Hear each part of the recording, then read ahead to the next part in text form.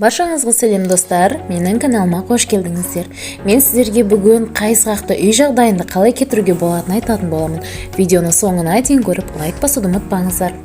Қайсық бастың шашты бөлігінде эпидермистің беткі қабатынан бозғылт, ақ қабыршақ түрінде түлеп түскен клеткалардың жиналып қалуынан болатын тері ауруы.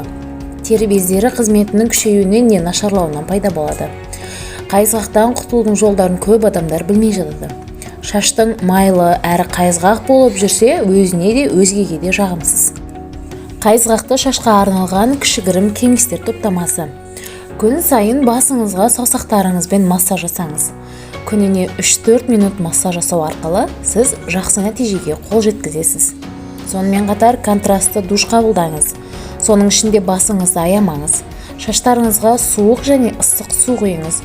Екеуін араластырмай бір уақытта. Бұл сіздің шаштарыңызға көмектеседі. Шашыңызды күніне 2 рет тараңыз. Тарақтың тістері жұмсақ болуы тиіс. Егер сіздің жұмысыңыз отырып істейтін жұмыс болса, кеңседе тағы басқа әр сағат сайын мойныңызды уқалап тұрыңыз. Ол қан айналымын жақсартады. Енді қайсықты кетіруге арналған үй жағдайында маскаларды ұсынамын. Бірінші, алма сірке суы негізіндегі қайсыққа арналған маска. Қайсықты кетіруге арналған ең тиімді құрал болып саналады. Шашыңызды жуудан алдын теріге ерекше назар аудара отырып, шашқа алма сірке суын жағыңыз. Дұрысы мақтамен жағыңыз.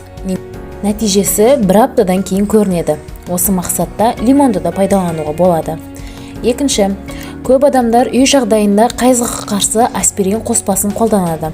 Аспириннің бірнеше таблеткасын 10-15 штук ұнтақтаңыз. Сол ұнтақты күнделікті қолданып жүрген шампуньмен араластырыңыз. Дәрі дайын, қолдана беруіңізге болады.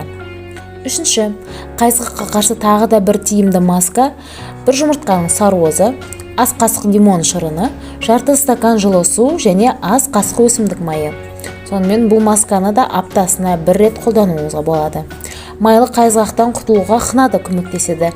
Бояйтын және түссізін пайдалануға болады.